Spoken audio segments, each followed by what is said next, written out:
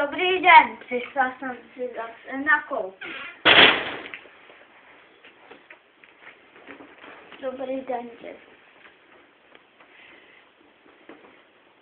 tak co tady máte? Mám tu jednu papáju a taky tu mám mražený jogurt. Říkám mu jogurt. Já si vemu tu papáju. Ale papája se bude se strašně proplatí. To je špatný. Ale je tu jogurt zdarma. To je dobrý. Ale jogurt je taky proplatý. To je špatný. Ale lze nebo zdarma vybrat polovu. To je dobrý. Ale poleva obsahuje benzoán draselný. To je špatný. Můžu už domů?